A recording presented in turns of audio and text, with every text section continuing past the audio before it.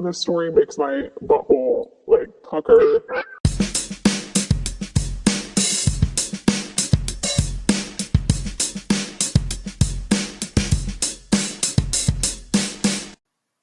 Hey everyone, welcome back to the Failing Miserably, Ordinary People Fucking Up Extraordinarily podcast. I am so excited to be back in the closet or recording episode number 2 for you guys. I just wanted to kind of start off the episode by saying thank you to everybody that has tuned in so far. I really appreciate it. I know the formatting for episode number 1 was a little bit rough, and everything moving forward is just going to be kind of a work in progress. I don't have a lot of experience recording at all, and the closest thing that I have come to as far as working in GarageBand is basically just dating a lot of bass players throughout my life. I feel like that says a lot about me as a person, but we won't get into that right now. Anyway, I am super excited to bring you episode number 2, but before I jump into that, I just had a couple of notes from show number 1. Wow. First of all, I say the word like a lot, and that's definitely something I'm going to try and do a whole lot less of. It's a little weird and I don't know, just very strange hearing my own voice on playback. I listen to my episode in my car because I feel like that's a place where I can really like sit down and process auditorily a lot easier than, listening to playback in my living room. And it was really strange. I definitely feel like I have a very California voice and I don't know how to feel about it, but it is what it is. I can't really change the way that I sound, right?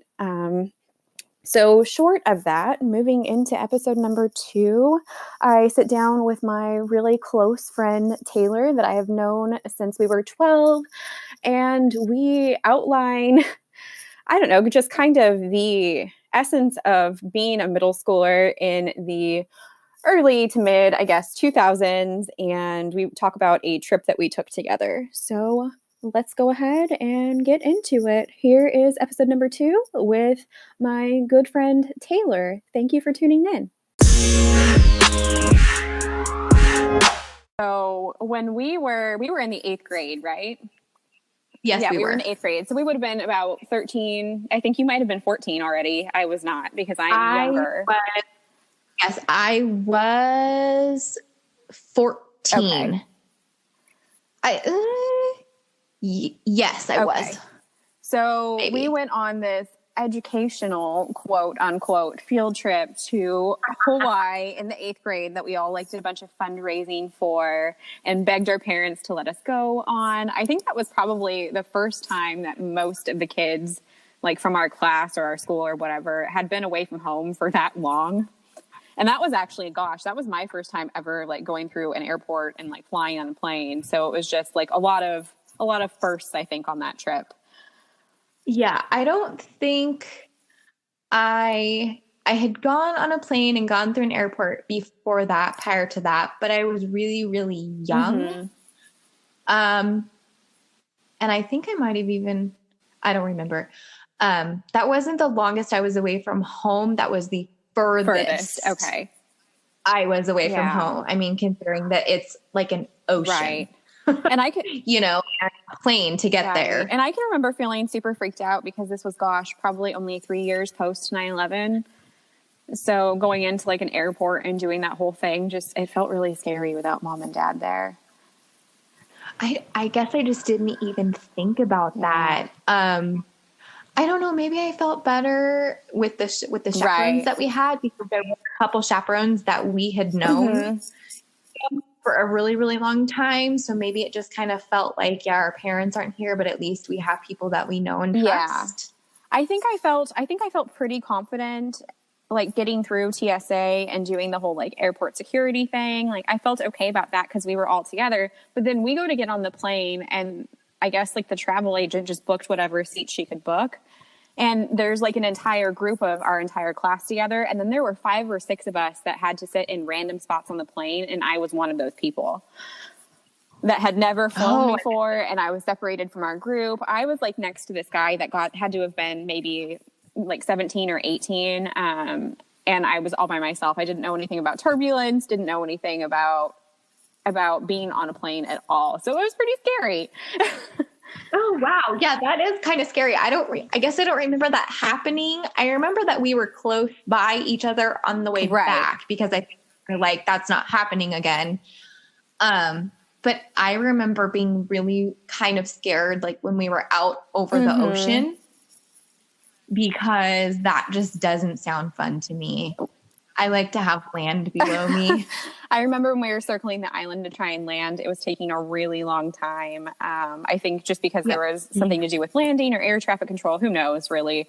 But my ears kept popping, and I didn't know that you could chew chewing gum in order to get rid of like the ear popping thing.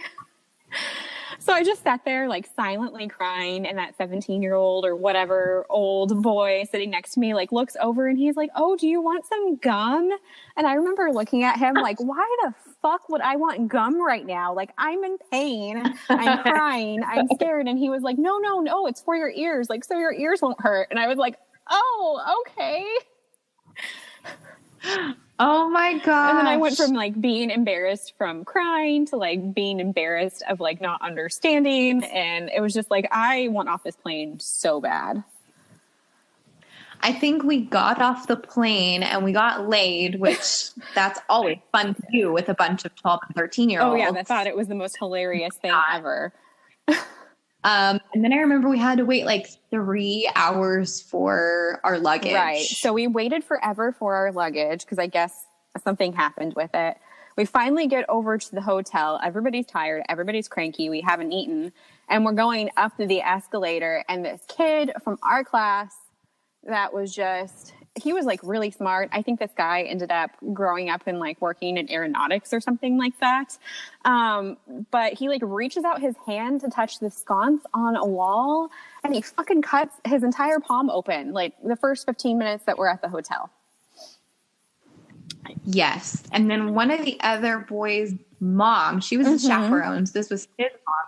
So his mom had to take some other kid to the emergency room in Hawaii to get this whole thing sorted out the very first day. It was like the first 15 minutes we were like there. Everybody was so pissed too, because I think that chaperone had actually been the one that was handed off all of our hotel like room cards or keys or whatever. So then she left with them, not thinking about it. So then they had to reassign and like pass out key cards again. So it took even longer for all of us to get into our rooms.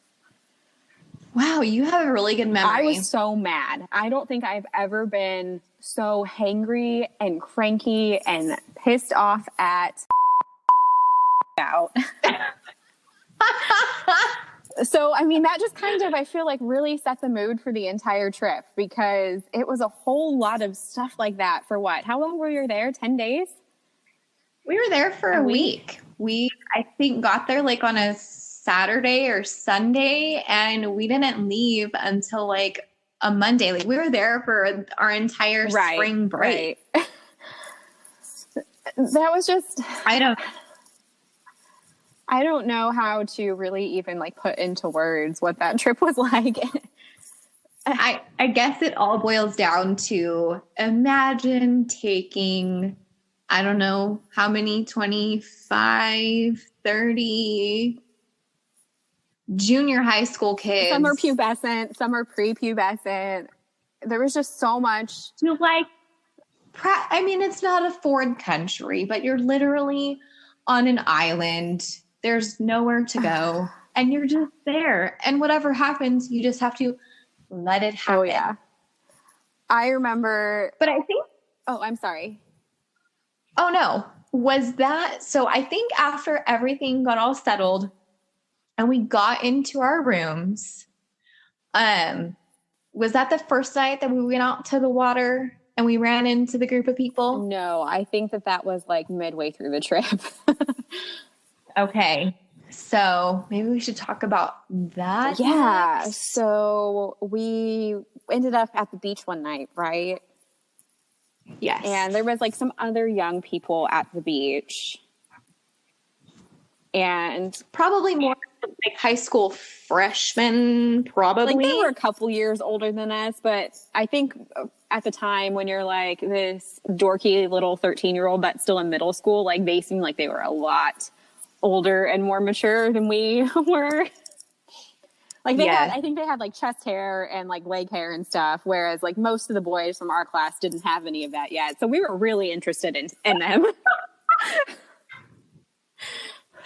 You know what the stupid thing is that I was interested in someone that was on that trip, so I didn't even care. True to form for me. Well, I think I had been going through that situation where I had a crush on the boy whose mom was a chaperone, and those feelings just were no longer reciprocated. So I think I was just feeling the heartbreak on that trip a little bit because we had to go and interact with him, and I had to pretend like everything was fine and everything was cool, but my feelings were so hurt. And I'm pretty sure that this person is actually gay. Wow. So it's just kind of funny, like being heartbroken over, well, it's no wonder he wasn't interested in you, Kayla. Duh. Yeah, it kind of sounds like my 2019. But anyway.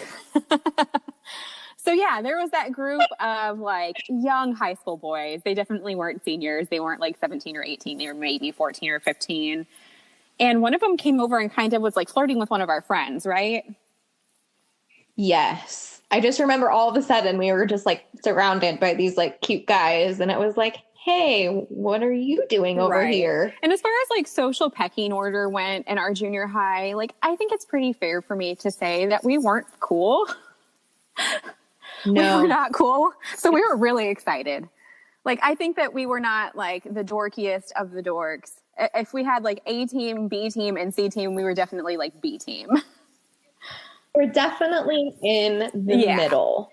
People weren't like aggressively mean to us all the time, but we definitely, I think, got our share of some junior high torment, and it just, weren't necessarily the cool kids either. So having attention from older boys that were, 14 or 15, it seemed like a really big deal at the time. And I think we were really stoked about it. Probably. So I can't exactly remember what happened, but there was this one boy in particular that was very interested in one of our friends. And didn't he at one point like remove his shirt? Yes. So we're all out in the water, and I think we came out of the water and we were standing on the beach, and I think we were getting ready to walk back to the hotel because, just for a little bit of like reference, our hotel was literally across the street from Waikiki Beach. We basically got to just walk to the water and walk back to the hotel without much incident.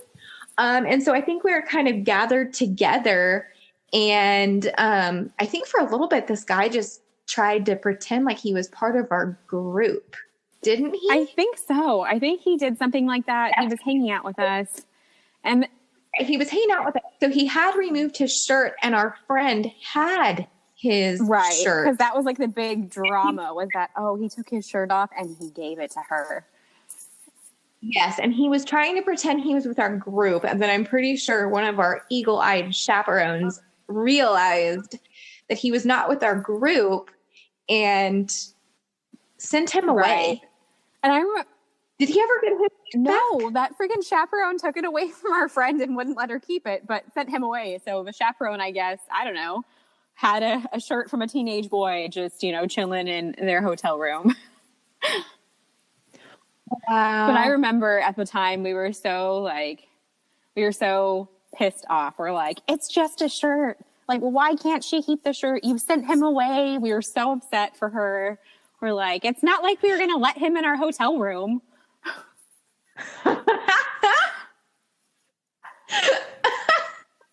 What a time to be alive. Yeah. I mean, there were just so many things on that trip. So that was like kind of, I think, earlier on in it. And this is the thing about cramming 4 teenage girls into a hotel room.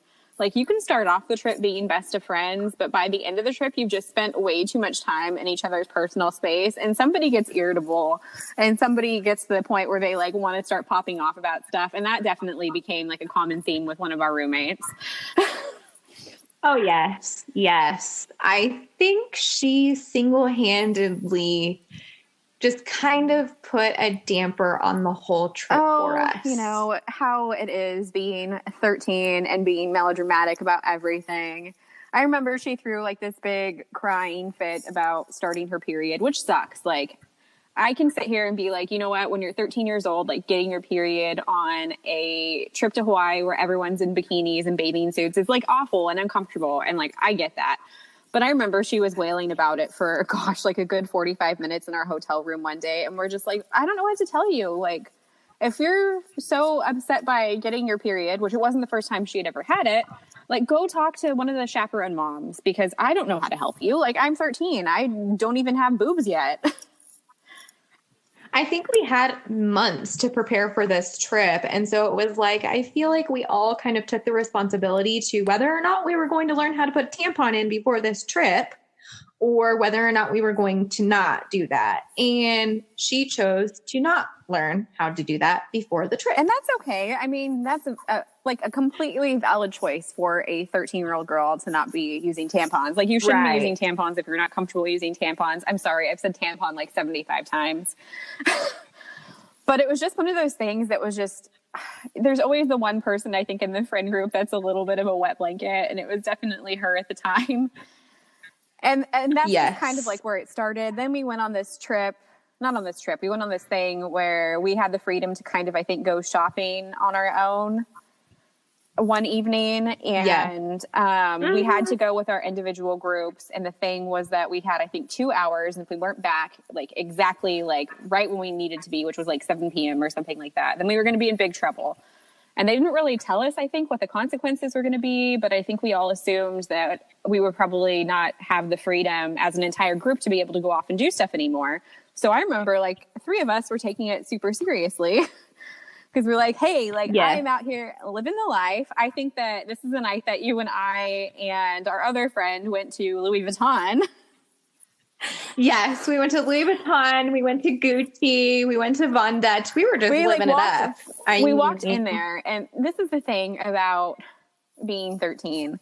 Like, I've had other people mention stuff about, you know, when I was in middle school, like, I put together this beautiful outfit that I just thought was like incredible and cool. Like, I've seen this meme where it's like a girl posting a photo of herself, like, in a long dress with like pants underneath it and like sunglasses, which was like a very 2000s like clothing style. And then it's like captioned, this is the outfit that I wore when I went to the Jonas Brothers concert, and I knew that Nick Jonas was going to fall in love with me. I feel like there were so many moments like that on our trip, just like with our outfits and our clothing. I think I wore to the Louis Vuitton store. I had on some black Converse, and I had on this, like, I don't know what you call it. It almost looked like a tennis outfit, but it was black and pink because those were my colors in middle school. And I had on like a hat that said, I just got laid because of the stupid like play on words with the lays in Hawaii. And that's what I wore to the Louis Vuitton store for the first time, thinking like, I look like such a baller. I honestly blame Paris Hilton for like half of the fashion choices that any girl made in 2004. But it was so influential. So influential. My fashion choices that trip were just not the greatest. I just don't think so. What I do remember is we had gone into the Gucci store and we were looking at bikinis or something. And we're in there, and when we would go into the stores, the salespeople would not take their eyes off of us for 5 they were seconds. Pissed. Like, I can remember thinking, like, they're pissed at us. They were so mad and so angry. It was like, who unleashed this pure hell on my beautiful island? Why are these children and I here? remember thinking to myself, like, I look amazing. Why are they looking at me like this? What do you mean? My fashion choices are so wonderful. It's 2004. Oh my gosh. And not to mention that there was a couple of us, I think, that we technically had enough spending money to maybe buy a couple items. I think I had like $600 for that whole trip. I did not. Well, maybe that was when we went to a maybe lesser store. Right. No. I feel like I had like a chunk of change, but I left my shopping money up in the hotel. So I actually never got to buy anything while we went on the shopping trip, but that's just besides the point. So we're in Gucci and a bathing suit falls off the rack. I remember this. I turn around and I am alone. I'm alone. And I can see you guys. You're outside the store. You didn't leave me, but you're peeking in through the glass. You bolted and you're laughing hysterically. And I'm like trying to like get this suit back on the thing. And I was just completely mortified. I was like, I should not be here. It was just not the greatest experience. That was like 8th grade. Like, I don't think that we were intentionally trying to be mean, but it was just like very much a every girl for herself moment. And I was like, I am not getting arrested. I am out of here. I definitely don't think that it was out of malice. It definitely was like, that's just what you do when you're 13 and something bad happens. Yeah. No. So there was just... I remember the bikini incident. Yeah, that was a big one. Yeah. That was a big one. And then, you know, I guess by the end of the night, so we had gone to all these like high-end retail stores. And at some point, the girl in the group that we were originally talking about ventured off with some other people because she decided she didn't want to hang out with us. We were supposed to meet our chaperone at like this one specific spot at like 7 p.m. And it's like 7 o'clock and she's not there. And the rest of us are there. And we're like, what the heck? Like, where are you? Like, I don't think I had a cell phone with me on the island because this was in the early 2000s when there was like roaming issues. And if you leave your area code, then you get charged more money. Yes. I think she had a cell phone, and even I think the chaperone tried calling her and she was like not answering. And I think the three of us were just convinced that we were going to be punished and that the end of the world was coming and that our entire trip was going to be ruined. So we're like getting ready to cry. And then all of a sudden she strolls in. She was probably like 5 minutes late with like this shitty attitude. And the chaperone's like, hey, where were you? And it was no big deal. But I think that further set the tone for the rest of the trip. And it was just kind of like, it became this thing where the three of us were cool. And then it was her. Yeah. And I don't know. There was just other things that happened too. Like apparently on that trip is when everybody decided again that I was anorexic, and I never was. But it was only because she decided to tell her chaperone that I was ill. I remember she used those words. Yeah, Taylor is ill. Excuse me. I've been shoving my face this entire trip, and I would like to go to 5 hours. Yeah, we ate like 30 California rolls the entire time we were there. We were just constantly eating like we thought was like the pinnacle of like fine dining, California rolls. Well, anytime there's sushi, I mean, come on. So obsessed. And we were so happy that they had like what was probably microwavable packet miso soup at the continental breakfast downstairs, and to have it for breakfast just felt right.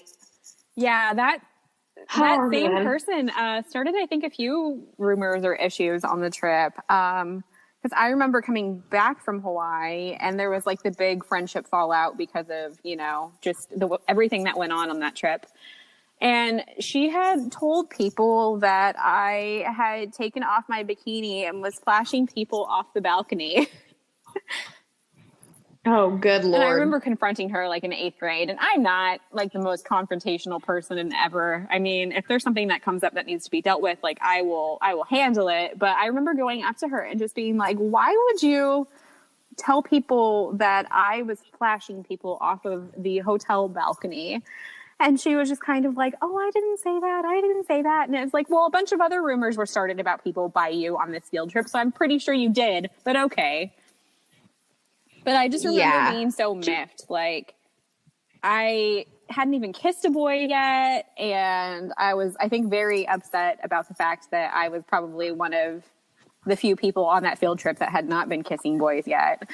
So it was just kind of like, how could I have gone from never like kissing a boy to like flashing people off of a balcony when I don't even have enough boobs to really support a bathing suit. Like, there wouldn't be a whole lot to flash. Like, I can promise you I was not up there like Girls Gone Wild junior high.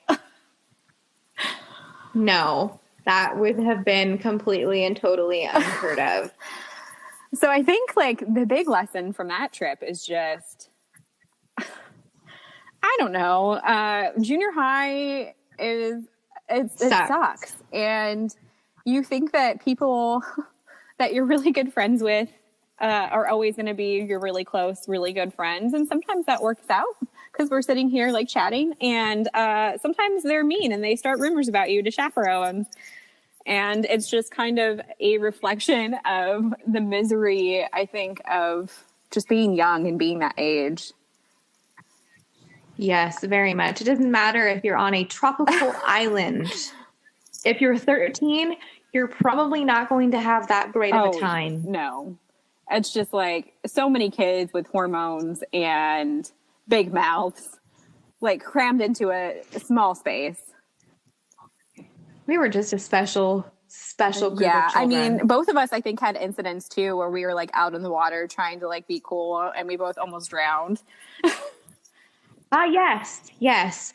So, well, you know, I am not that strong of a swimmer. I can swim, and I would like to say that my swimming strength improved after this incident.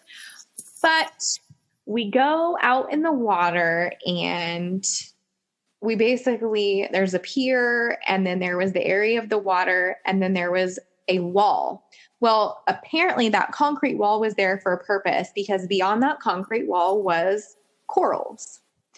And so basically what happens is we go on the other side of the pier where there is no concrete wall, and we decide that we are going to, I think, boogie board or something or whatever. And there was a big group of us, and we did it.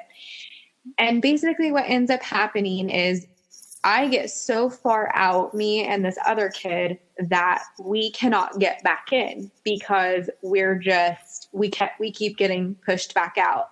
And the whole thing was you had to have the boogie board so you're swimming, because if you put your feet down, you're going to get cut by the corals. And so there's no way to just walk back to the beach, even though I think the water was maybe only, I don't know how deep it was, but there was no like half swimming, half walking, bouncing your way back to the beach. And we were probably stuck out there for like a good 30 minutes. Like, I swallowed some salt water, I cut up my feet. And I think what I ended up doing was basically let myself get pushed to the pier instead of trying to head straight towards the beach. But there was a point in my mind where I was just like, I'm going to die out here, probably. I don't know if there was a lifeguard. I'm just not even sure. But we get back to the beach, and my feet are so cut up. They were just completely wrecked. It was not a good experience. It was very scary. And there's a reason for the cement wall. Yeah, I had a similar thing happen to me. I think I ended up with a different group of people. We were all at the beach together, but I was off with this other kid that I have known since the second grade. And we were out there boogie boarding too. And the same thing happened. Like, we ended up out past the wall because he was like, oh yeah, there's cool stuff this way. Follow me. And I was like, heck yeah, sure. I'm going to follow you. And I think the only reason that like I wasn't as sunburned and as in terrible shape as I could have been because of this was I had purchased, I think when we were at the mall or like some surf store the day prior, it was like a rash guard shirt. Because when I was in middle school, I had like all these weird just like feelings about my body and the way it looked. And I felt very, very, very uncomfortable like wearing a bikini on the beach in front of boys, in front of anybody really. So I had bought that, and I think I was wearing board shorts. But I remember getting stuck out there, and I remember feeling like hot and sunburned and dehydrated and just trying to fight against like the current to get back, because we got pushed out past that wall. And then I think I came back into the shore just like crying and totally cut up from the coral. And then the backs of my legs and the backs of my arms were so sunburned. Like, I remember we had to go to like one of the rooms of the chaperones, and she took aloe vera gel and rubbed it all over us because we were so miserable and sad and cut up. And she was like, "What were you guys doing?" And I remember thinking, like, I didn't try to do that. It just happened. You didn't. It really did just happen. We just didn't think about it. We didn't know. Nobody really said do or do not. You know, there was a bunch of people on the beach, and everybody was I don't think I had it. ever actually like swam in the ocean until then. But yeah, I feel know. I feel like the junior high mentality is just very much, well, everybody else is doing it, so I must be able to do it as well. Oh yeah, completely. You definitely don't think that you have any like limitations.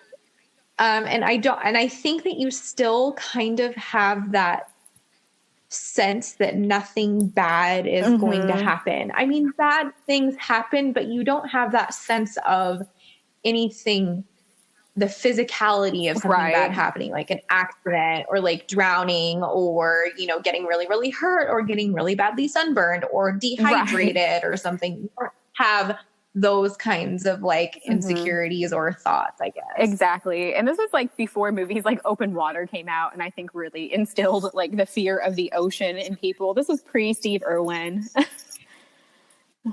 Yeah, I don't think that I ever would have actually attempted to go out there if I had ever seen the movie Open Water. No. Yeah, it wouldn't have happened. But I think a lot of it too was just growing up in that time. Like, we were so into watching like television shows like Jackass, and our friends that we hung out were very like, they're super daring and they were always doing stuff. So I think that we felt a little bit more motivated to do things that were maybe outside of like the scope of what was safe for us to be doing at that age. Yeah. But again, it's middle school mentality. Yeah. It's really interesting to think back on it and to be like, what the heck were you doing? Because I can only imagine if my son tries to do something like that in a few years, and he will get his butt beat or at least his ear twisted and locked away in a room, not being able to do anything for the rest of his life. And it's just so funny to be here, like, as an adult now and looking back on something that happened, gosh, like 20 years ago. Oh, don't say that. Not quite 20 years ago, but getting close to it. Not quite. Getting close. But just looking back at that stuff and thinking, like, I don't know, what was going on in our heads at the time. And it's just funny because there's so much of that trip that I went home and did not share with my parents. I think it was. I think I got off the plane and got home, and they picked me up, and they're like, "So tell us about your trip." And I did the whole, it was fun. I think I probably talked a lot about the trip, about the places that we went and the things that we saw and the things that we did. But as far as probably like the girl drama and like maybe some of the goings on in the hotel room, I don't think I divulged that information. Yeah, I would definitely say that was just kind of, I don't know, in a way that middle school experience felt like something kind of out of a movie. I'm just kind of like, in what world do a group of kids from like our small hometown even have the possibility of going on a field trip like that unsupervised? Part of it is just like, this would have made a great reality show in the 2000s, except nobody would have actually wanted to watch it except for people that were younger than us because we were super uncool. Yeah, I don't know. It was definitely a crazy experience, and sometimes I can't really believe that it actually happened because... I mean, it was like best of times, worst of times, complete shit show of a field trip, absolutely. I think that there was a lot of crying that went on behind the scenes from multiple people at different points, and it was just kind of like, how did we get here? Yeah, I think like a couple things that did happen that were minuscule. I think there was a girl that threw a penny off of the balcony and killed a bird. And got in huge trouble.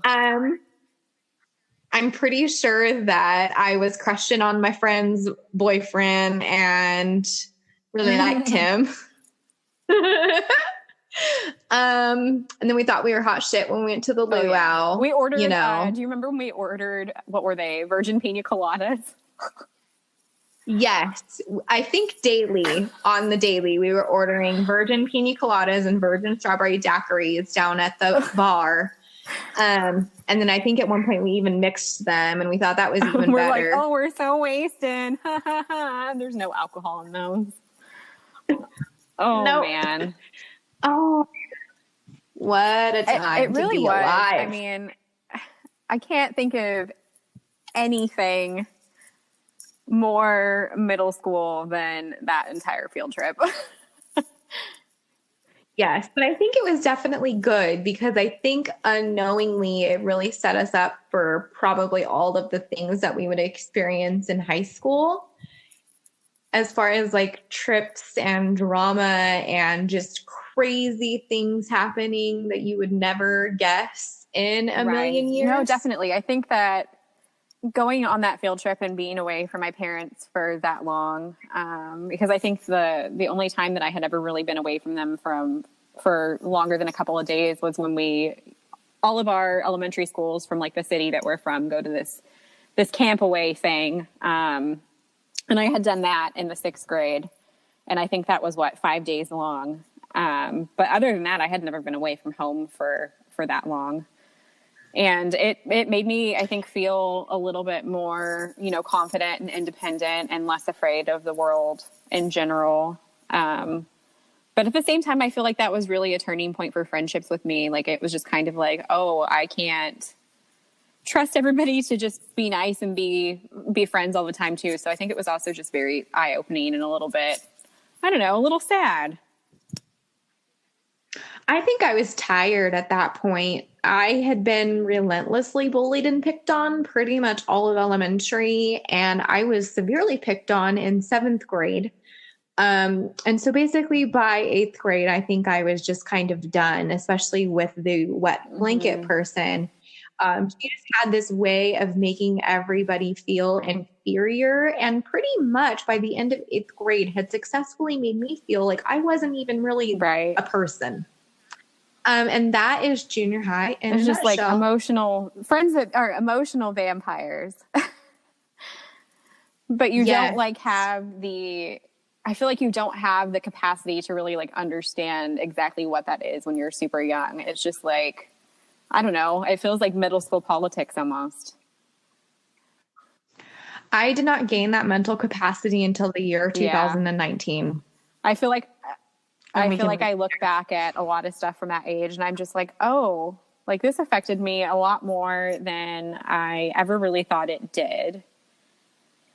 Like I just look at like the way that I was in junior high, I think in general, down to the way that like I went through these weird phases of just like, I don't know, as somebody that was my friend, like looking back a little bit more objectively, like I feel like I just couldn't do what everybody else was doing. Like, is that a fair statement?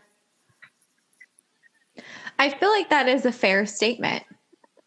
Not that you couldn't, but that just wasn't you. And I think that that's kind of like the big thing in junior high is like that kind of when you kind of start to realize like what kind of a person you want to be and the things that you like. And I think that just consistently being around these people that you don't relate to, you don't really like them, they're not really your friend, but they're not really mean to you. It's just like a weird gray area. And I feel like up until middle school, I kind of lived in La La Land. Like in elementary school, kids picked on me a lot for being skinny, but it wasn't, I think, ever the like level of torment that kids were like in terms of how mean they were to you. So I don't want to like make that comparison, but kids could be shitty and awful, but it wasn't something that was pervasive. But at the same time, I was never really like super popular either. It was just like this weird place where I think I got by because there was always other kids in the class that I think were significantly weirder than I was. So it was just kind of like, they're the easy targets. So I think I skated by because of that. But like going into middle school, I think is when I realized like, holy shit, people are freaking mean. People were nasty, just completely and totally downright nasty. And I can remember, like, by the time I had gotten to 6th grade, I think a lot of like the picking on and stuff, you know, had like died down and stuff. So you probably had it worse than I did, you know, in elementary. I mean, as far as like the skinny thing or whatever, like, I think if somebody would have made fun of me for being skinny in elementary, I'd have been like, you're a psychopath. In junior high, I think it was kind of just expected that people are going to find just anything that they can to tear you down. But my mom actually told me, she literally sat me down and she was like, I hope that you enjoyed the last 7 years of your life, because the next 2 years of your life are going to be the worst years of your life. And she was completely and totally right. I mean, even though high school was insane, it was high school. It was literally textbook. That's what happens in high school. And middle school is just complete and total torture. And I don't think I ever had, like, nobody ever warned me that middle school was going to be awful. But I think middle school was awful for me in a different way. Like, I think that I just had a lot of issues, like feeling comfortable with myself and like having my own identity and trying to like be okay with who I thought that I wanted to be, but like never really understood exactly what that was either. So it was just like, I don't know. I think I did a lot of stuff like very extreme to kind of just act out because I didn't know exactly what I wanted and I was mad about it. Well, I mean, a lot of people go through different things, and I don't think that it was bad. I think that that was just what you had to do to get to the point where you are now. But I mean, you know, that real short haircut I had there for a minute was not the best look. Well, you know, we've all done things to the hair that we should not have done. I'm just so proud of myself for not getting pandemic bangs yet, honestly. I know. I have not done a single thing to my hair in quarantine. I'm not technically quarantined, but I am. I work at an essential business, but whatever. Social quarantining, can't go anywhere, do anything. But I have a dry scalp anyway, so. Oh my goodness. Well, I feel like we definitely covered like a lot of different elements of just, I don't know, the junior high condition and feeling, I think, like a failure as a teenager and just going through that experience. But yes, it's been definitely fun revisiting it for a minute, and I'm in the same breath very happy that we never have to go back to that place. I don't ever want to go back to anywhere. I'm so glad to be where I am now. And maybe that's a lesson for anybody that's going to listen. It doesn't matter how bad it was or how screwy it was. You survived Definitely, it. 100%.